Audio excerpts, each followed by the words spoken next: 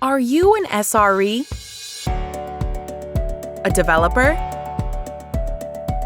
A quality engineer who wants to tackle the challenge of improving reliability in your DevOps? You can enable your DevOps for reliability with Chaos Native. Create your free account at Chaos Native Litmus Cloud.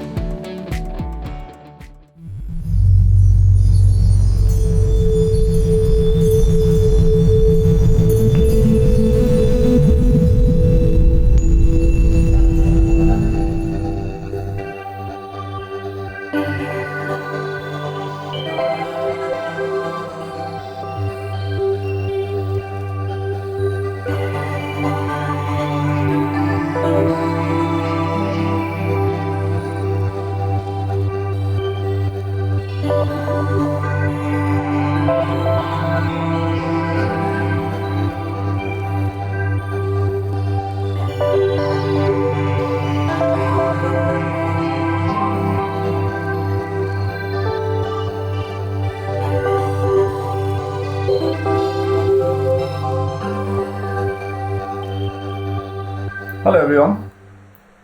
In today's session, I'm going to talk about streaming and near real-time analytics.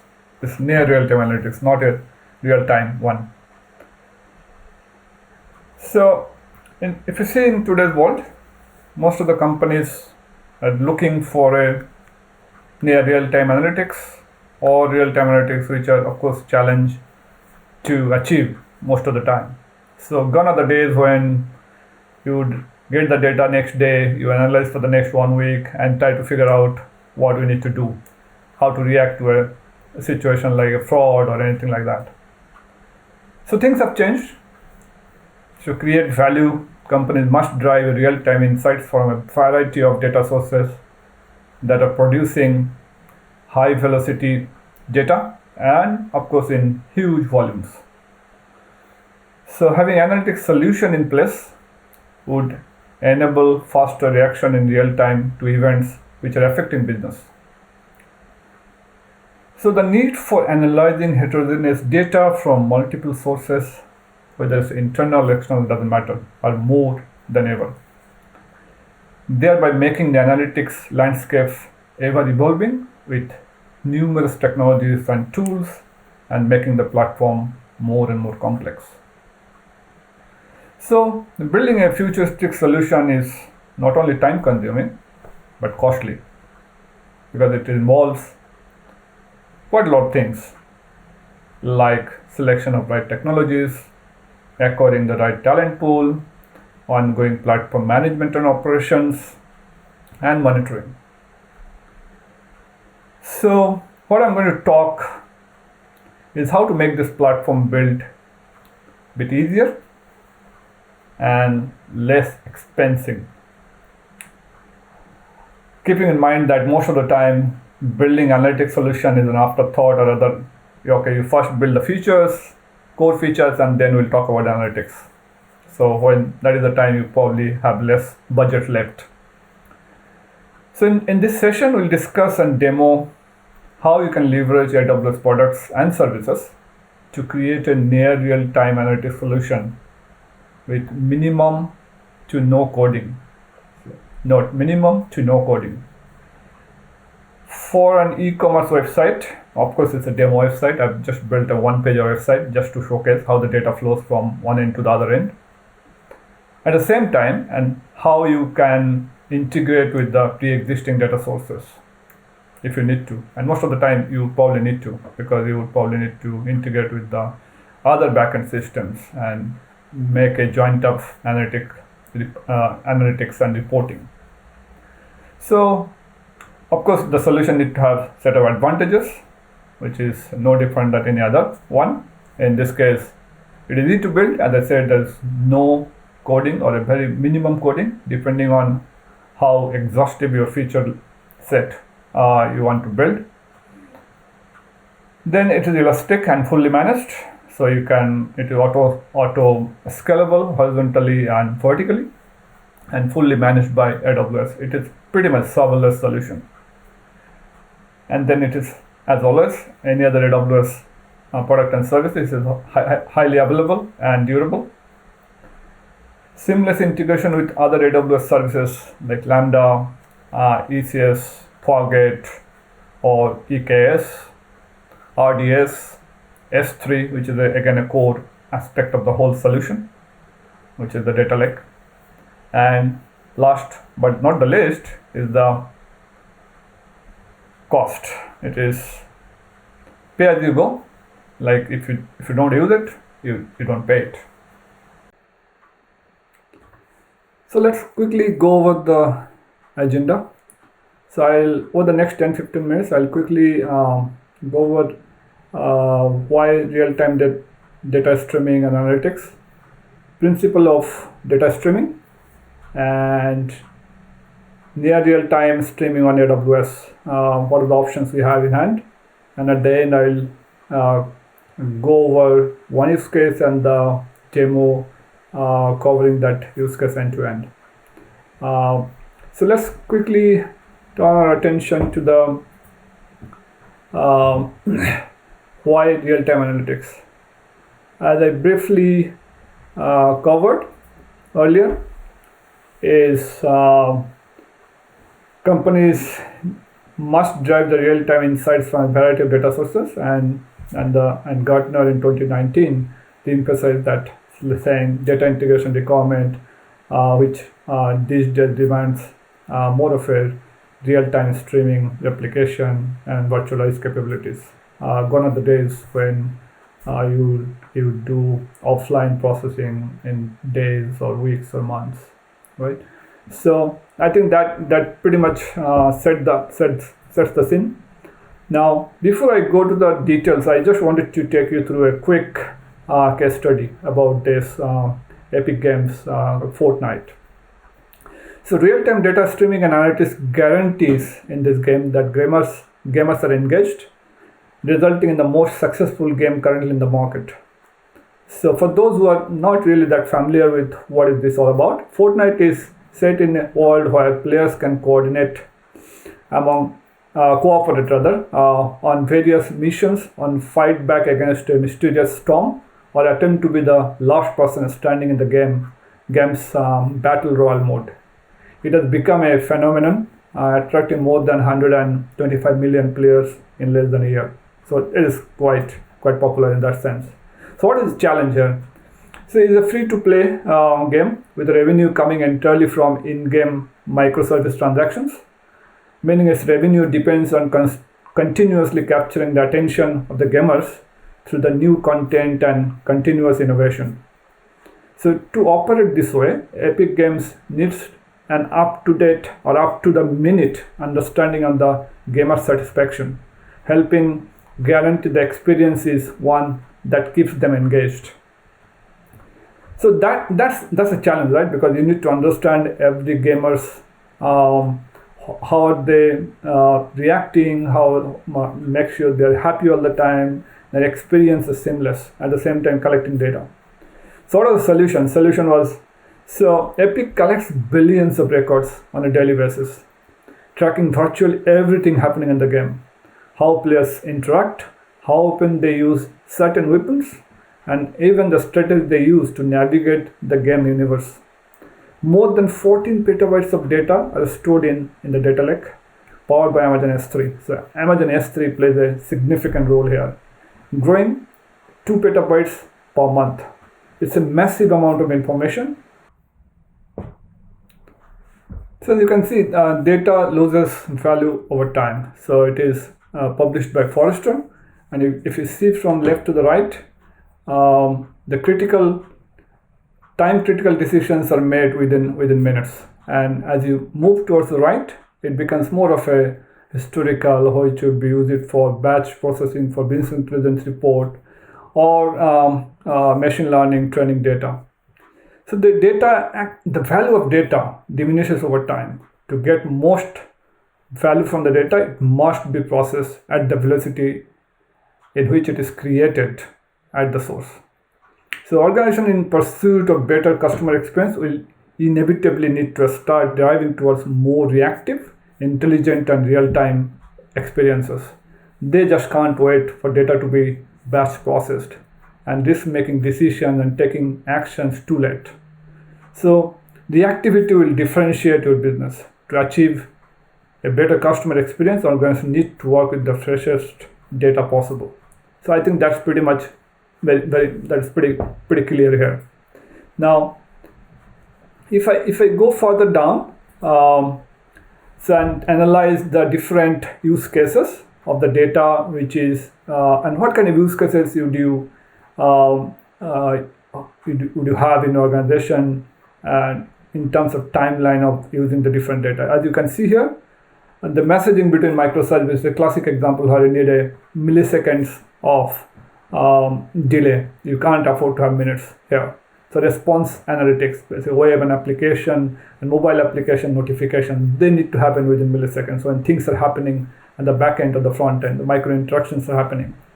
Then log ingestion, that could you consider IoT device maintenance or CDC when you capture data from source to the destination database. Those scenarios you can think of having in seconds delay, whereas in a typical ETL in a data lake or data warehouse scenario, you can have minutes or hours or days of delays in terms of analytics.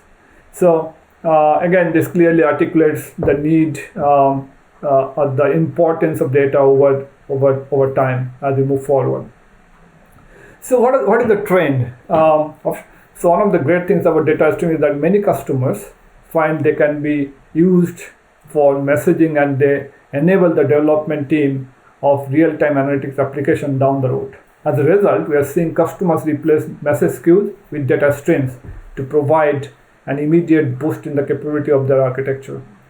So they're moving away from batch workflows to a lower latency streaming-based application. And then data streams are event spinal cord for microservices. So streams have become the backbone of eventually microservice interaction. Their messaging is also there, but it's slowly getting into the real-time stream kind of mode. And of course, we have KMS. We'll talk about it a little bit around one of the AWS services, which is managed Kafka service.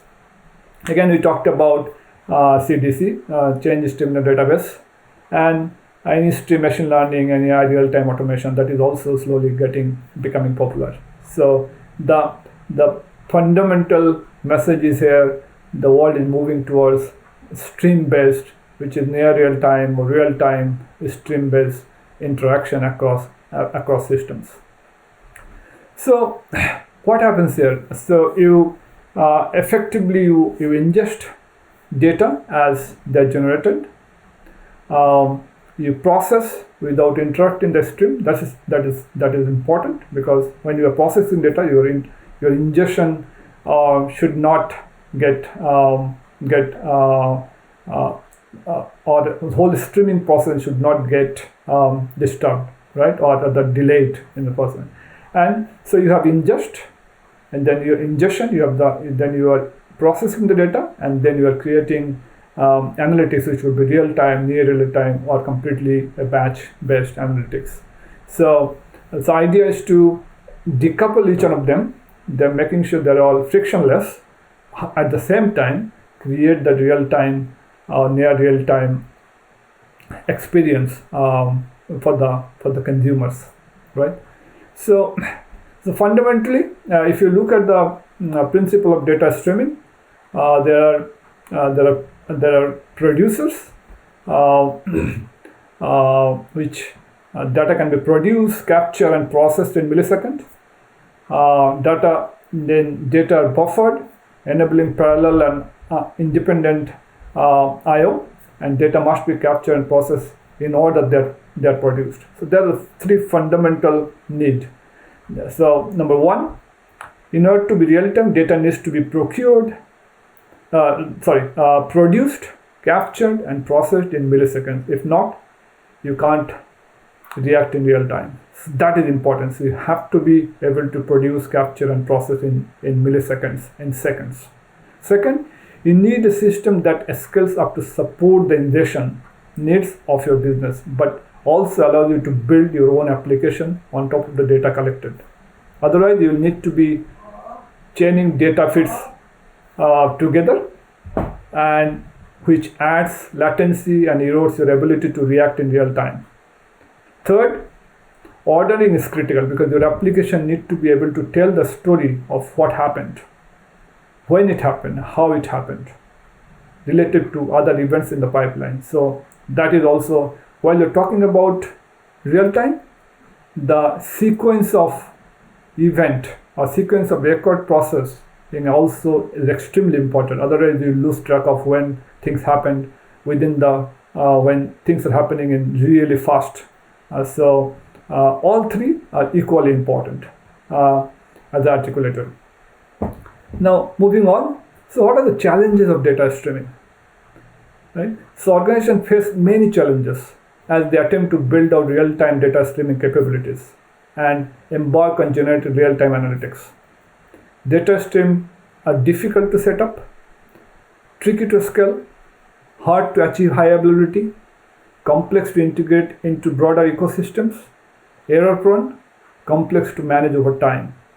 They can become very expensive to maintain, as I mentioned earlier as a part of my introduction.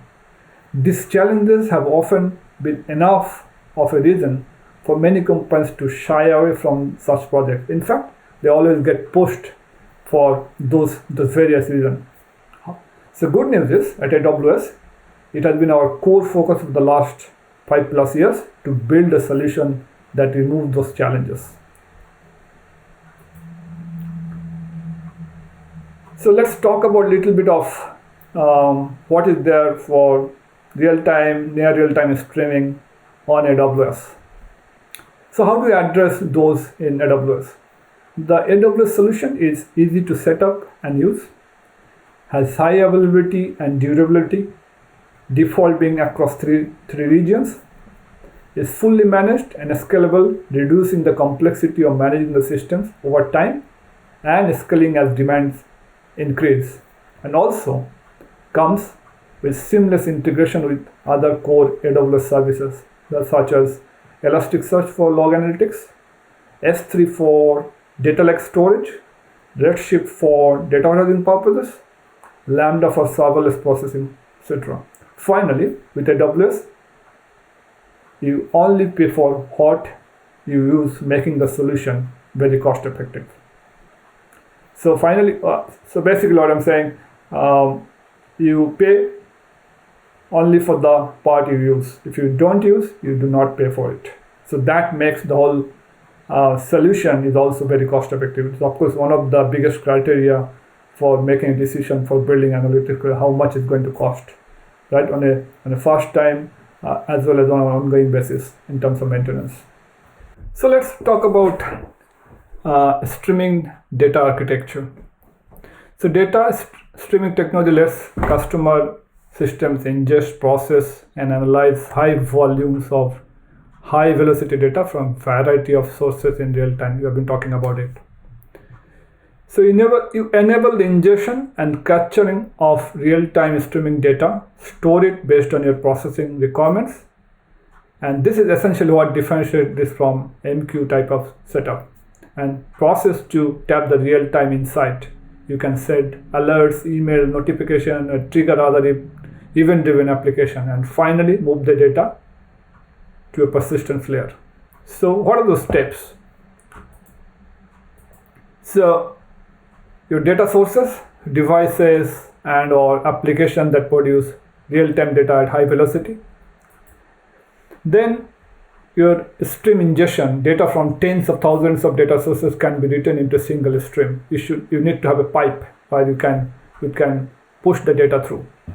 And then once you push the data through, you should be able to store that. So data are stored in the order receipt for a set duration and can be replayed indefinitely during this time. So some of the AWS,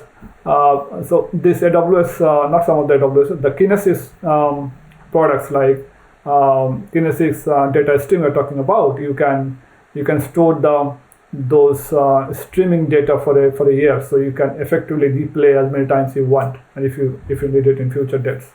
But it can be up to one. You can decide to keep it for a month or 1 day or any duration, but it is up to 3 years, up to 365 days. And then once you store it, then you can you then process the data. So records are read in the order they are produced, enabling real-time analytics or streaming ETL. And so that is the time we'll again cover this as a part of Kinesis Data Firehose, the product we'll be using for our demo. And then at the end, you store the data for a longer duration. It could be data like S3 or a database or any other solution as you might think of. Now, so what are those near real-time or real-time streaming product within AWS? So this is the Kinesis set of products. A streamer. So this is AWS. We made it very, very easy. Customers can collect, process, and analyze data and video stream in real time without having to deal with the many complexities mentioned before. The Kinesis services works together and provide flexibility and options to tailor your streaming architecture to your specific use cases. So we have Kinesis Data Stream, allows you to collect and store streaming data in a scale on demand. The Firehose, Kinesis Data Firehose is a fast and simple way to stream data into data lakes or other end destination, again at scale with the ability to execute serverless data transformation as required. And then you have Kinesis Data Analytics, allows you to build, integrate, and execute applications in SQL and Java. These three services work together to enable customers to stream, process, and deliver data in real time. Then you have MSK, AWS Managed Streaming for Apache Kafka, which is fully managed service for customers who prefer Apache Kafka or use Apache Kafka alongside Kinesis to enable specific use cases, the fully managed service. And then at the end, you have the Kinesis Video Stream, allows customers to capture, process, store media streams for playback, analytics, and machine learning. So out of these five, we'll be using two of them, the first two, Kinesis Data Stream and Kinesis Data Firehose, as a part of the demo. Moving on. So little more about Kinesis Data Stream and the Firehose I'll cover. So KDS is popularly known as Kinesis Data Stream. It is massively scalable and durable real-time data streaming service. It continuously captures gigabytes of data per second from hundreds of thousands of sources, such as website click streaming. That is the one we'll be using, website click streaming as a part of the demo. Database event stream, financial transactions, social media feeds, IT logs, and location tracking events. The data collected is available in milliseconds to enable real-time analytics use cases such as real-time dashboard, real-time anomaly detection, dynamic pricing, and many more. So make your streaming data available to multiple real-time analytics applications to S3 or to AWS Lambda in 70 milliseconds of the data being collected. That is fast, right? You can't probably get better than that, and getting the data from which is being ingested and pushing it to the S3 or Lambda within 70 milliseconds. It is durable, it is secure, easy to use. It has got call it KCL, Kinesis Client Libraries, connectors, agents, and it is easily integrated with Lambda and Kinesis Data Analytics and Data Firehose. It is elastic, dynamically scale your application. Kinesis Data Stream can scale from megabytes to terabytes of data per hour. Scales from thousands to millions of put records per second. You can dynamically adjust the throughput of your stream at any time based on the volume of your data, input data. And of course, low cost. Kinesis Data Stream has no upfront cost. You only pay for the resources you use for as little as 0.015 cents, $0.015 per hour. Of course, for the latest pricing, you can go to the website, AWS website, and get the information in more details. Then moving to the Firehose. What's wrong? All right. Data Firehose is again the fully managed service. The is the easiest way to reliably load streaming data into data lakes. Again, we'll be using this as a part of the demo to load the data in S3.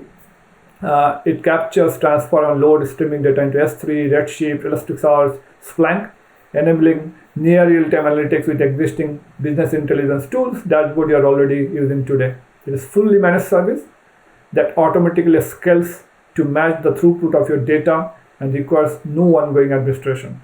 It can also batch, compress, transform, encrypt data before loading it, minimizing the amount of storage used at the destination and increasing security.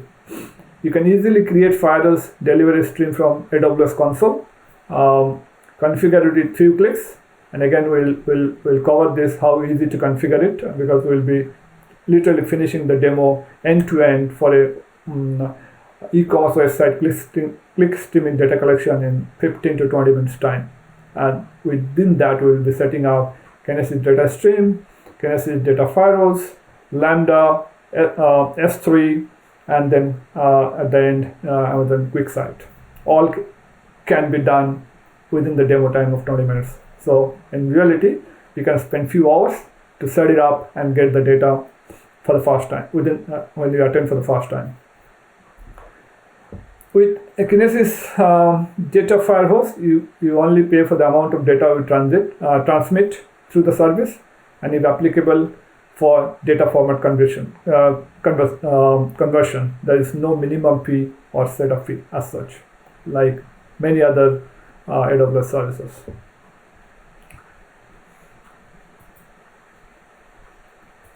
So what we'll do, we'll now see the different.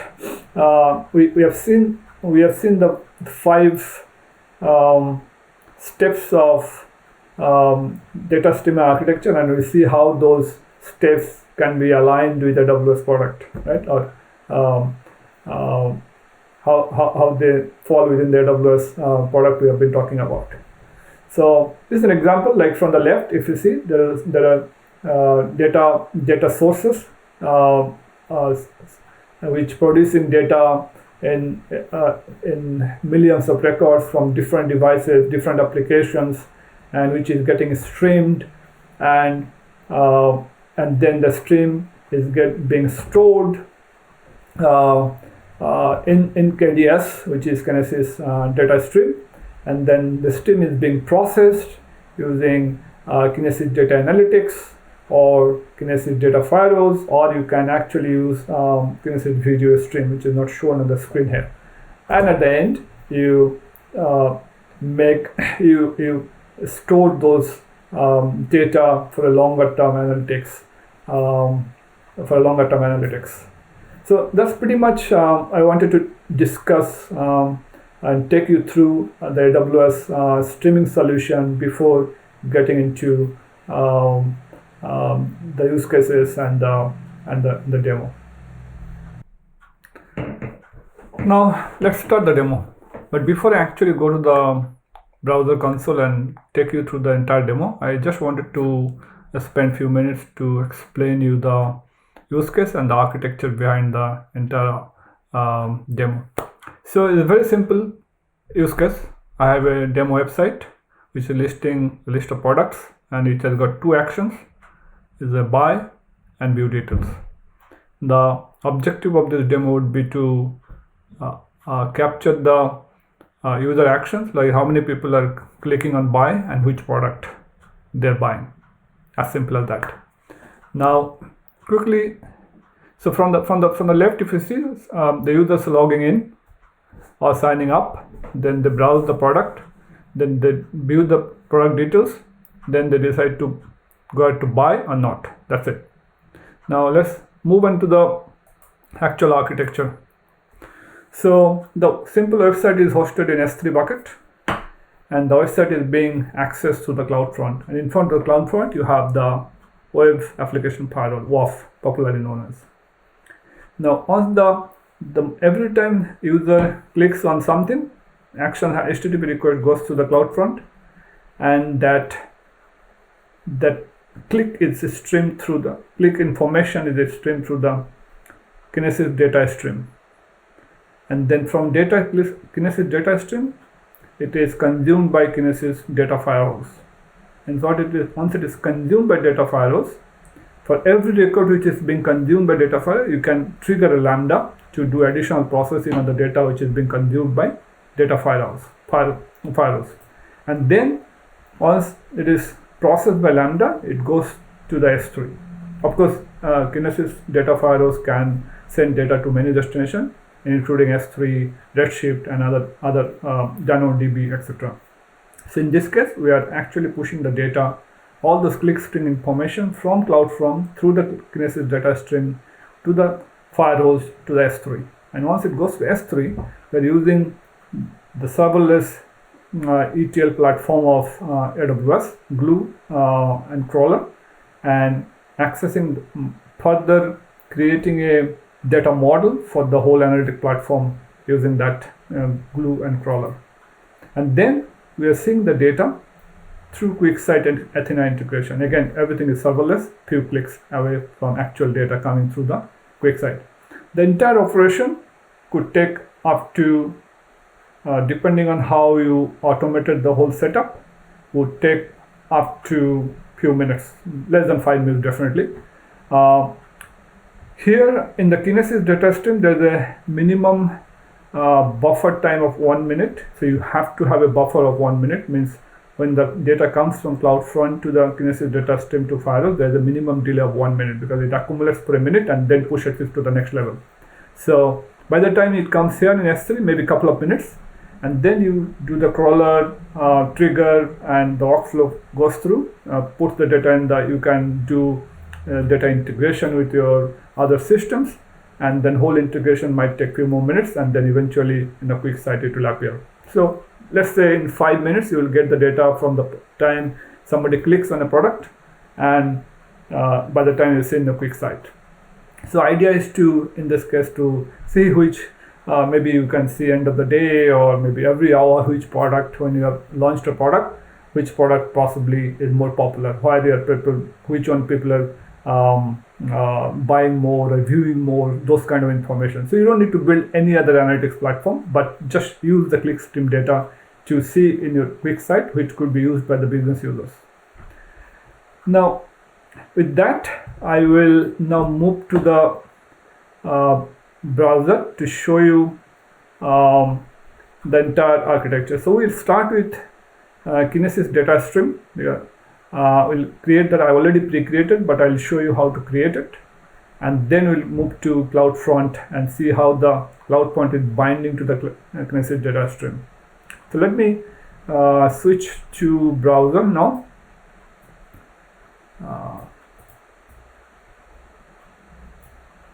All right. So I have Kinesis data stream here. I've already created a data stream here, KDS Conf42 website demo. I can create one, but it takes few minutes to deploy. So it's very simple, straightforward.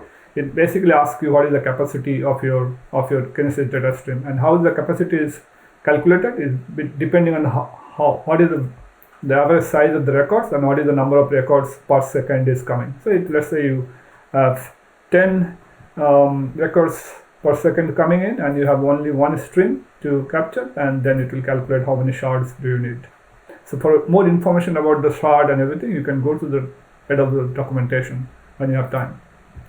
So I've created that. Now let's move on to CloudFront. So I have created a CloudFront distribution which is pointing to my S3 origin. So this is my S3 origin. They're all pointing to the same S3 origin, which is basically a single page website like this. As simple as that. I have buy buttons, and I have view details button. That's pretty much. Now let's move into CloudFront. So once I have created, let's work with this ones. Ending with QYE. So what I've done is I have just gone to the logs. In the log, you have real-time configuration. Real-time basically takes the clickstream with whatever request goes through the CloudFront, it can capture that. Now, let me create one. but I'll not save that because I already created one, but I'll show you what are the informations you need to provide when you create the configuration. So give a name, give a sampling rate. This is nothing but what percentage of the clickstream data you want to capture. Is it 50%? Is it 100%? Let's say I put 100%. And then which field of the request you want to capture. All these fields you can capture, which is coming as a part of the HTTP request. But most important bit for us will be to capture this URI query parameters. Apart from that, you can capture other information like the country, the port, and IP addresses, etc. And then what is the endpoint? Why will the data get pushed? So remember I created KDS, which is Kinesis Data Stream, Conf42 website demo, which is nothing but here in the other tab. If I can go to other tab, yeah, this one. I'm connecting to this Kinesis Data Stream. Now once I connect it, okay, now back to CloudFront real-time configuration. As I showed you, you can pick up whatever information you want from the request which is coming in. Now we have decided to go with 100% sublimits. Every request we consider coming in, and of course it is getting delivered to this Kinesis data stream which we already created earlier. Now let's go to the architecture back and see how much you have covered. So I'll just pull together the architecture slides. Here you go. So here we already have the S3 bucket with the website. We have configured the CloudFront. We have configured the data stream. So that now the requests are all coming from every request is going to the CloudFront. The stream is also getting delivered to Kinesis data stream. Now what we'll do, we'll set up this so that it can consume those records, clickstream records from Kinesis data stream, and then process by Lambda, and then push this to S3 bucket. Let's go back to the browser.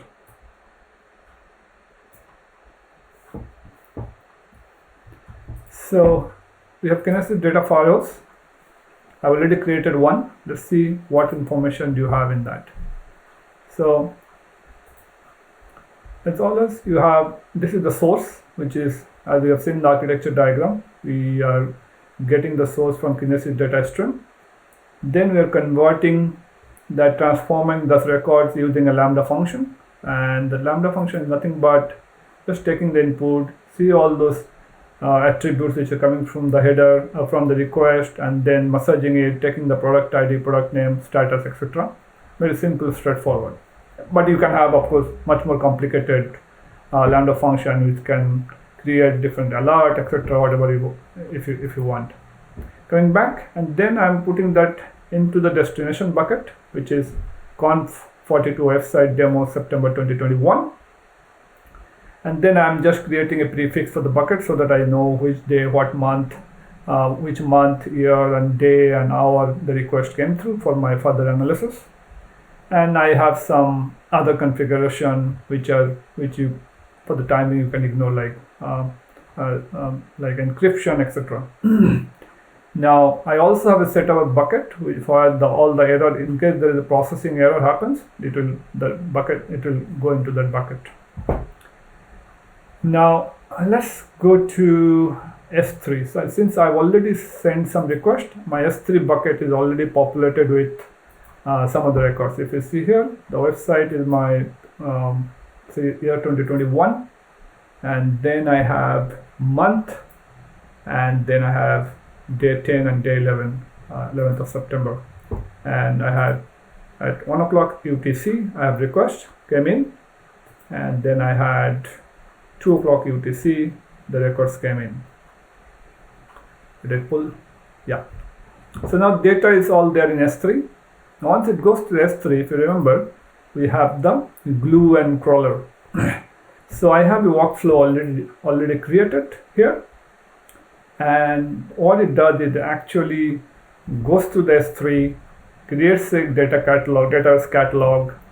So I have the the database called Conf42 demo, and I had the table which is it has created called website, because the prefix of this S3 bucket is website here, so it has picked up that.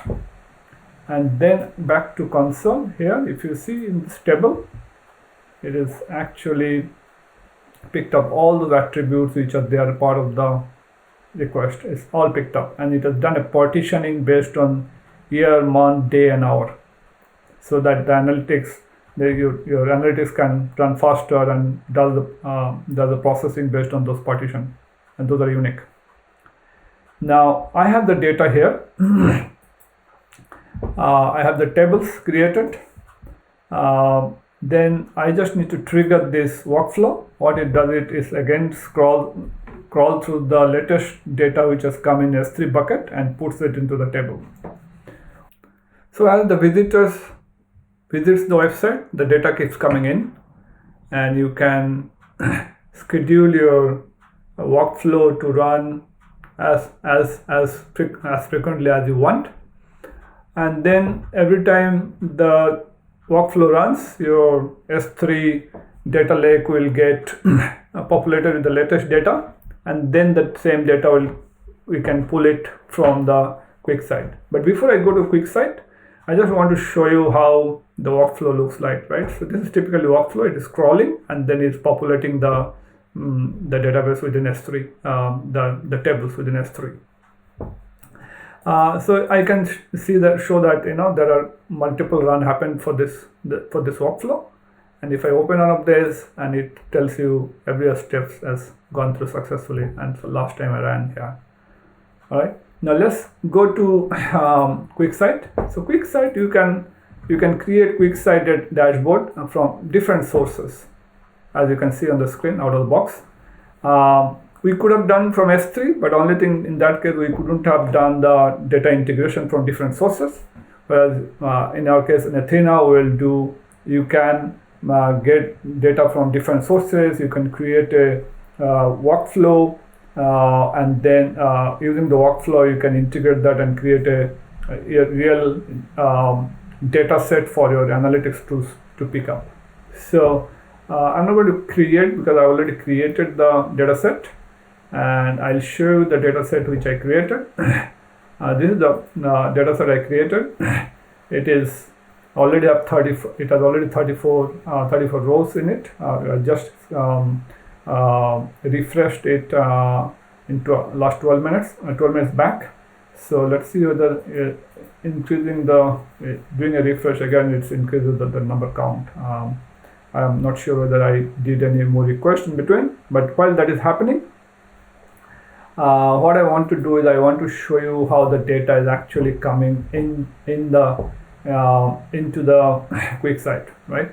So this is the data which you can see in the QuickSight by day and hour. You can see. So on 10th, the dark blue is the data on 10th, which came 10th of September, which is at 9 o'clock, 10 o'clock, 12, and 1 o'clock.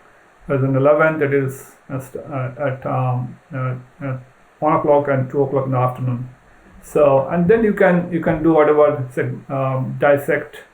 dissection of the data you want. If you want product name, you can get the product name, which product was clicked more.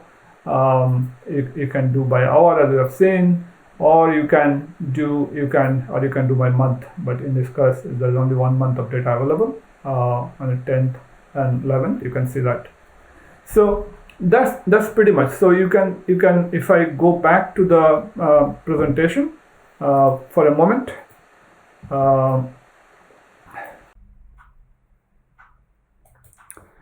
So in summary, I think we have covered pretty much end to end. If you take a look from the left, the user is accessing the website which is hosted in S3 through CloudFront. Every request which goes through CloudFront, also the request log stream goes to the Kinesis data stream, and the Kinesis data stream is connected to Firehose as the Kinesis data Firehose as the consumer, And when the records comes to 5 rows, the lambda gets kicked in for every record, and you can do anything you want with that record using the lambda. And you can use that lambda to communicate further downstream systems if you want, for any specific scenario if you have. Or you can send a notification, SMS or email. You can trigger email, anything you want as such. So let's say you have a very high value product which people are clicking quite a lot but not buying. So you can have a scenario where you can count those and keep counting it and keep the count in the DynamoDB database. So in the count reaches a certain number, lambda can send a notification raising concern, right? So you can do all those different scenarios, and then after that it goes to the S3, and again we did a prefix which is /website/year, month, day, and time, and you can do whatever you want to do. You can define that. Then that is picked up, the glue job and the crawler picks up the data from S3 and based on the frequency fixed, which has been set up. And then eventually through Athena QuickSight integration, the data is available in the QuickSight. So if you see the entire end-to-end architecture, there was no coding involved. Only the lambda was used just to manipulate the data click stream which is coming for the clarity of the data which goes through the S3 to the QuickSight. Apart from that, there's nothing else. So you effectively the user behavior, how they are clicking the different products in the QuickSight in minutes. That's pretty much. Thank you for joining in. Good to have you guys. And if you want to learn more about AWS Analytics platform, there are QuickSight. Of course, those are all available. You can go to AWS website and based on interest, which area you want to focus, you can get additional information. Thank you once again. Have a wonderful day.